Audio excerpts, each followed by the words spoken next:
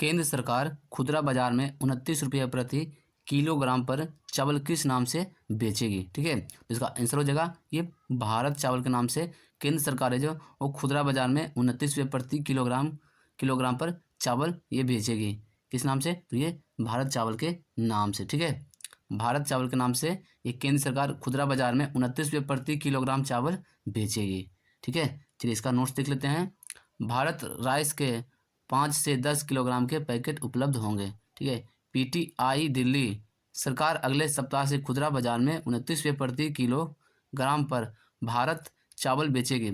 साथ ही व्यापारियों को हर शुक्रवार चावल के भंडार की जानकारी देने का निर्देश दिया गया है। ठीक है, तो ये जो भारत का जो राइस चावल जो खुदरा में बिकेगा उसका जो पैकेट रहेगा वो 5 से 10 किलोग्राम का वह पैकेट रहेगा। ठीक है, इसका जो है खुदरा बाजार में किसका उसका जो कीमत है वो 29 रुपये प्रति केजी रहेगा। ठीक है, उसका नाम क्या रहेगा? तो ये भारत चावल के नाम से वह बिकेगा। ठीक है, यह केंद्र सरकार ये बेचेगी। ठीक है, चलिए अगला क्वेश्चन में आ जाते हैं। अगला क्वेश्चन है, ठीक है, सूरज कुंड मेला 2024 का आयोजन कब से कब तक किया जाएगा? ठीक है, तो इसका आंसर हो जाएगा ये 2 फरवरी से 18 फरवरी तक इस सूरज कुंड मेला का आयोजन किया जाएगा। ठीक है, सूरज कुंड मेला 2024 का आयोजन ये कब से कब तक होगा? ये होगा 2 फरवरी से 18 फरवरी तक सूरज कुंड मेला का आयोजन होगा। ठीक है, चलिए नोट्स देख लेते हैं। सूरज कुंड मेला 2024 का ये 37वां संस्करण है। ठीक है, 37वां संस्करण है जो 2 फरवरी 2024 से 8 फरवरी 2024 तक सूरज कुंड मेला का आयोजन किया जाएगा। यह जो किया जा रहा है यह फरीदाबाद के सुंदर स्थान पर दर्शकों को यह मंत्रमुग्ध करने के लिए तैयार है।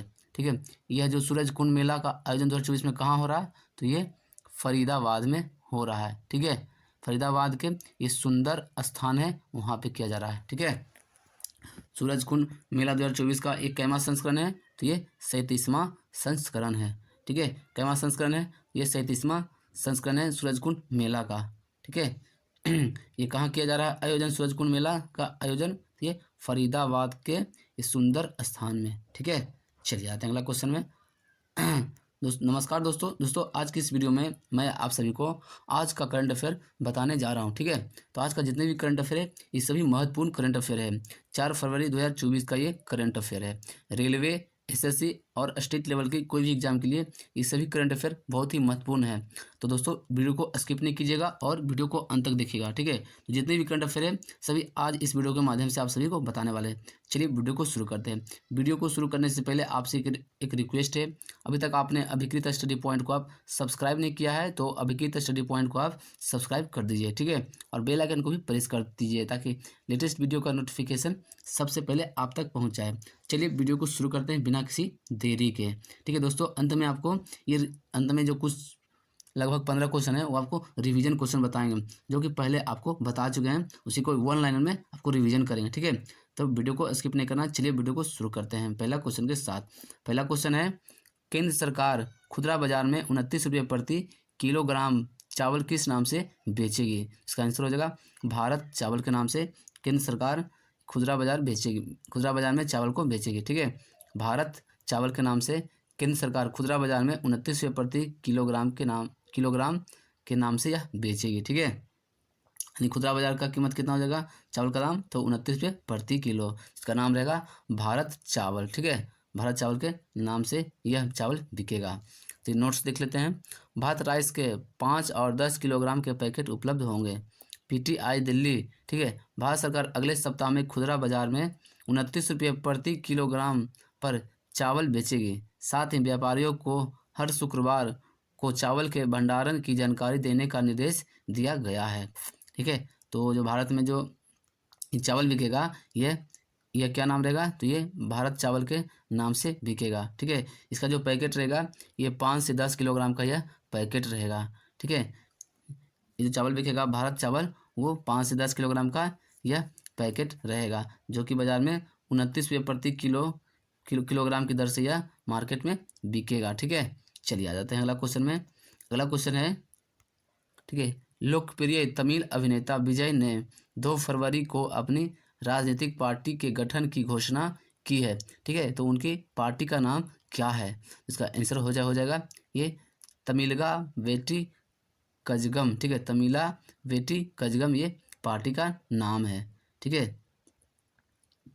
ये कौन अभिनेता है? जो ये तमिल के लोकप्रिय अभिनेता ये विजय ने, ठीक है, एक राजनीतिक पार्टी बनाया है जिसका नाम है तमिलगा वेट्री कगजम, ठीक है। चलिए नोट्स देख लेते हैं। ये लोकप्रिय अभिनेता तमिल अभिनेता विजय ने 2 फरवरी को अपनी राजनीतिक पार्टी तमिला वेट्री कगजम के गठन की घोषणा की है, ठीक है। चलिए आ जाते हैं अगला क्वेश्चन में। अगला क्वेश्चन है सूरज कुंड मेला 2024 का आयोजन कब से कब तक किया जाएगा? इसका आंसर होगा 2 फरवरी से 18 फरवरी तक सूरज कुंड मेला का आयोजन किया जाएगा, ठीक है। सूरज कुंड मेला 2024 का आयोजन कब से कब तक किया जाएगा? तो ये किया जाएगा 2 फरवरी से 18 फरवरी तक किया जाएगा, ठीक है। चलिए इसका नोट देख लेते हैं। सूरज कुंड मेला 2024 का 37वां संस्करण ये 2 फरवरी 2024 से 18 फरवरी 2024 तक सूरज कुंड मेला का आयोजन किया जाएगा। यह फरीदाबाद के सुंदर स्थान पर दर्शकों के ये मत मुग्ध करने के लिए तैयार है, ठीक है। सूरज कुंड जो मेला है ये कहाँ पे किया जा रहा है? ये फरीदाबाद के सुंदर स्थान पे किया जा रहा है, ठीक है। यह कैमा संस्करण है? तो यह 37वां संस्करण है। सूरज कुंड मेला का जो ये संस्करण है 2024 के ये 37वां संस्करण है, ठीक है।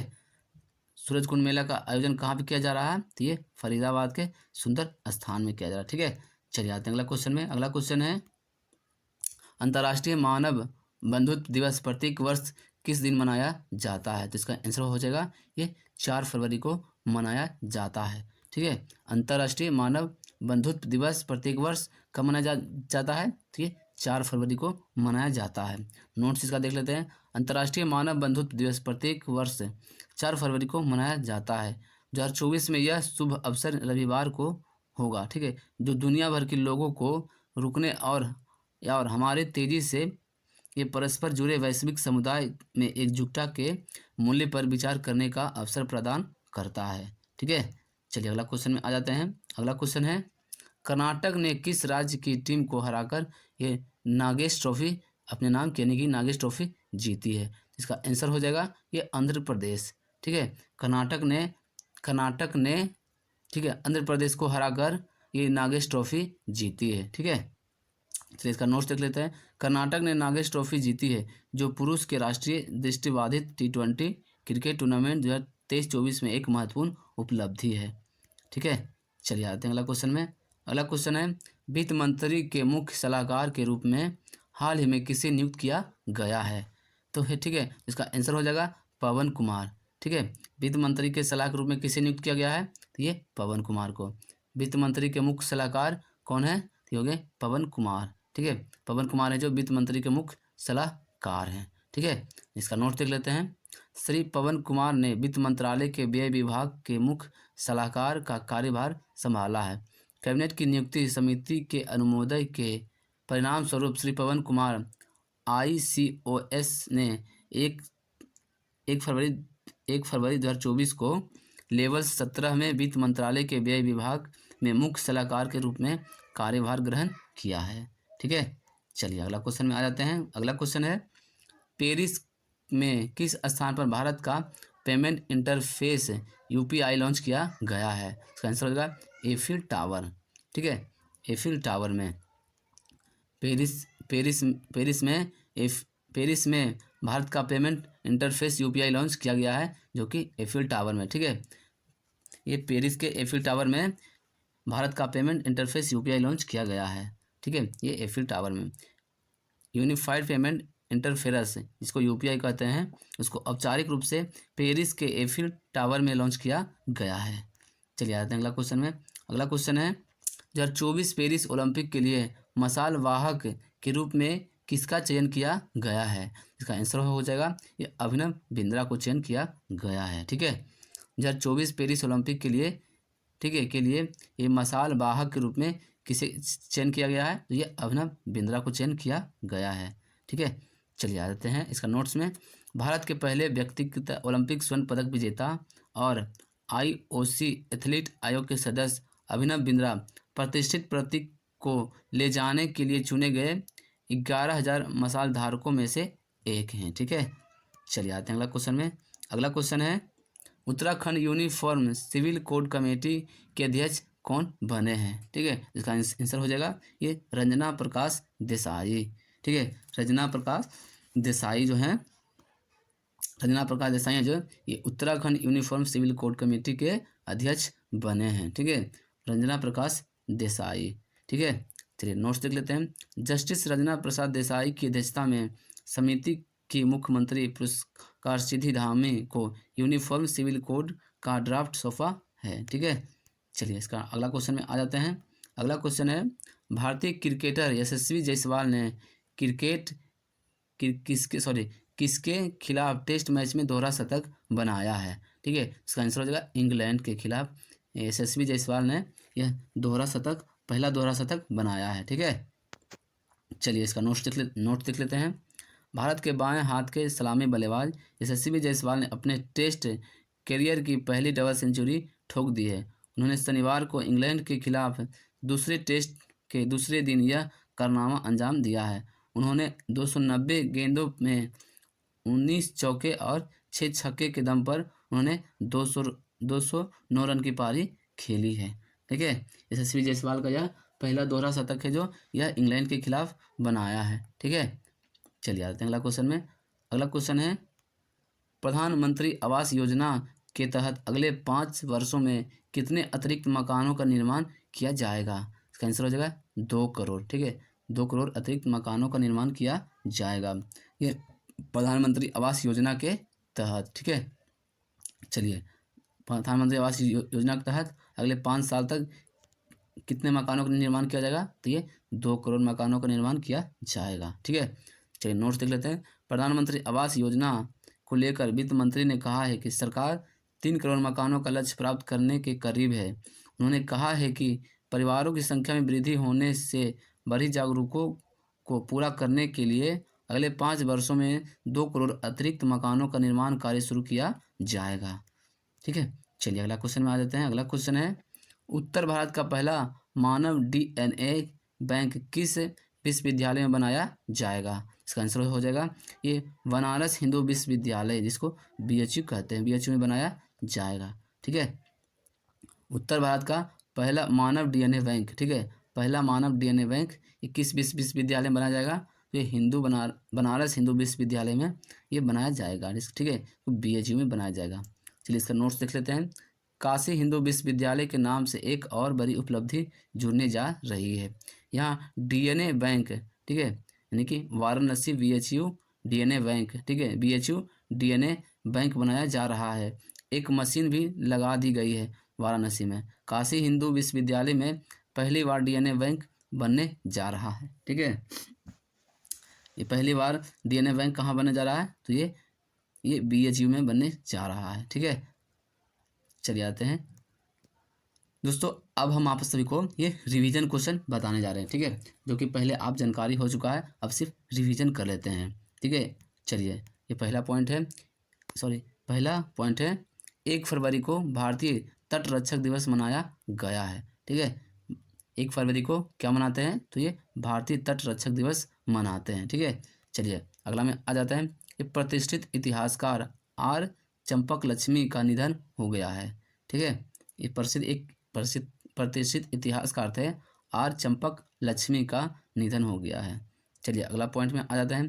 भारतीय रिजर्व बैंक यानी कि RBI ने पेटीएम पेमेंट बैंक पर सख्त व्यवसायी प्रतिबंध लगाए हैं। ठीक है,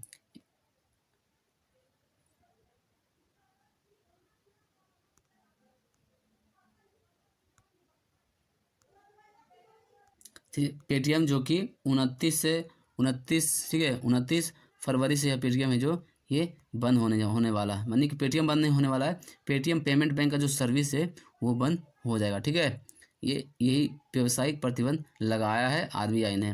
ठीक है, चलिए आते हैं अगला पॉइंट में। अगला पॉइंट है ये ISSF विश्व कप 2024 में दिव्यांश सिंह पावर ने पुरुष की एयर राइफल स्पर्धा में गोल्ड मेडल जीता है।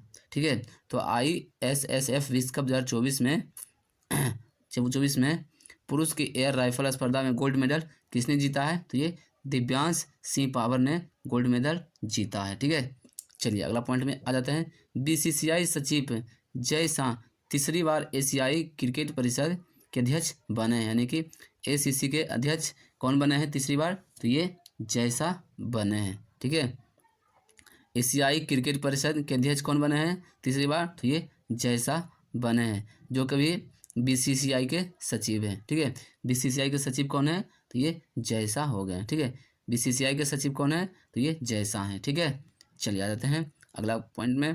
बॉलीवुड अभिनेता सोनू सूद को उनके उत्कृष्ट मानवीय प्रयासों के लिए प्रतिष्ठित champion of the chase award से सम्मानित किया गया है। ठीक है, चलिए अगला क्वेश्चन में आ जाते हैं, यानी कि अगला पॉइंट में। खेलो इंडिया विंटर गेम्स 2024 के चौथे संस्करण का आयोजन लेह में किया जाएगा। ठीक है, ये खेलो इंडिया विंटर गेम 2024 का आयोजन कहाँ किया जाएगा, तो ये लेह में किया जाएगा। ठीक है, ये खेलो इंडिया विंटर गेम्स 2024 का आयोजन कहाँ किया जाएगा, लेह में किया जाएगा। यह कैमा संस्करण है, तो ये चौथा संस्करण है। ठीक है, खेलो इंडिया विंटर गेम्स 2024 का ये कैमा संस्करण है, तो ये चौथा संस्करण है जो कि लेह में किया जाएगा। ठीक है, चलिए अगला में आ जाते हैं। वरिष्ठ आईपीएस अधिकारी प्रशांत कुमार को उत्तर प्रदेश राज्य का नया कार्यवाहक जीडीपी नियुक्त किया गया है। ठीक है, तो उत्तर प्रदेश राज्य का नया कार्यवाहक जीडीपी कौन बने हैं, तो ये प्रशांत कुमार बने हैं। ठीक है, जो कि वरिष्ठ आईपीएस अधिकारी हैं। ठीक है, उत्तर प्रदेश राज्य का नया जीडीपी कौन है, तो ये प्रशांत कुमार हैं। ठीक है, चलिए अगला में आ जाते हैं। खेलो इंडिया गेम्स 2024 में महाराष्ट्र कुल 127 पदक के साथ शीर्ष स्थान पर रहा है। ठीक है, खेलो इंडिया गेम्स 2024 में महाराष्ट्र ने कुल कितने पदक जीता है, तो ये 127 पदक जीता है, वह शीर्ष स्थान पर रहा है जो कि महाराष्ट्र है। ठीक है, प्रथम स्थान पे कौन है खेलो इंडिया गेम्स में, तो ये महाराष्ट्र। ये सब ये जो क्वेश्चन है ये पीवीआई क्वेश्चन, ये एग्जाम में आने की संभावना है। ठीक है, इसको ये सब जो रिवीजन क्वेश्चन है ये सब आपको याद कर लेना है। चलिए आ जाते हैं अगला पॉइंट में। अगला पॉइंट है, ये रक्षा मंत्री राजनाथ सिंह ने नई दिल्ली में भारत अमेरिका वाणिज्य मंडल के सम्मेलन में भाग लिया है। ठीक है, चलिए आ जाते हैं। हाँ, भारत अमेरिका वाणिज्य मंडल में सम्मेलन का जो सम्मेलन हुआ था, इसमें कौन भाग लिया है, ये राजनाथ सिंह, जो कि भारत के रक्षा मंत्री हैं। ठीक है, भारत और अमेरिका वाणिज्य मंडल का सम्मेलन कहाँ पे हुआ है, तो ये नई दिल्ली में हुआ है। ठीक है, अगला पॉइंट है, पर्यटन मंत्रालय द्वारा आयोजित भारत पर्व नई दिल्ली में संपन्न हुआ है। ठीक है, भारत जो पर्व है ये कहाँ पे आयोजन हुआ था, तो ये नई दिल्ली में इसका आयोजन किया गया था। यह किया गया था पर्यटन मंत्रालय के द्वारा। ठीक है, भारत पर्व का आयोजन किसके द्वारा किया गया था, तो ये पर्यटन मंत्रालय के द्वारा इसको आयोजन किया गया था। यह आयोजन नई दिल्ली में हुआ था। ठीक है, चलिए अगला पॉइंट में आ जाते हैं। दक्षिण भारत की केरल जनपक्षम सेक्युलर पार्टी का भारतीय जनता पार्टी में विलय हुआ है। ठीक है, तो ये दक्षिण भारत की एक पार्टी है केरल जनपक्ष सेक्युलर पार्टी, जो कि भारतीय जनता पार्टी में विलय हो गया, यानी बीजेपी में शामिल हो गया है। ठीक है, चलिए आते हैं अगला क्वेश्चन में। अगला क्वेश्चन है, भारत में वर्ष 2024-25 के लिए यूनेस्को विश्व विरासत सूची में मराठा मिलिट्री लैंडस्केप को नामित किया गया है। ठीक है, चलिए अगला है, शिक्षा मंत्रालय ने भारतीय जनसंचार संस्था को डीम्स विश्वविद्यालय घोषित किया है। अगला है, 37वां सूरजकुंड शिल्प मेला हरियाणा के फरीदाबाद में आयोजित किया जाएगा। ठीक है दोस्तों, आज हमने इस वीडियो के माध्यम से आप सभी को आज का करंट अफेयर हम आपको बताए हैं। ठीक है, आज हम आपको करंट अफेयर बताएं हैं। तो आपको अगर वीडियो अच्छा लगा हो तो वीडियो को आप लाइक ज़रूर कीजिए और कमेंट करके बताइए आज का सबसे बेस्ट क्वेश्चन कौन सा रहा आपके लिए, जो आप नहीं जानते थे। ठीक है, और अपने इस वीडियो को अपने दोस्तों के साथ, परिवारों के साथ इसे शेयर कर दीजिए। और अभी तक आपने अभिकृत स्टडी पॉइंट को आप सब्सक्राइब नहीं किया है तो अभिकृत स्टडी पॉइंट को आप सब्सक्राइब कर दीजिए और बेल आइकन को भी प्रेस कर दीजिए, ताकि जो भी लेटेस्ट वीडियो जाए तो उसका नोटिफिकेशन सबसे पहले आप तक पहुंच जाए। चलिए मिलते हैं फिर अगली वीडियो में।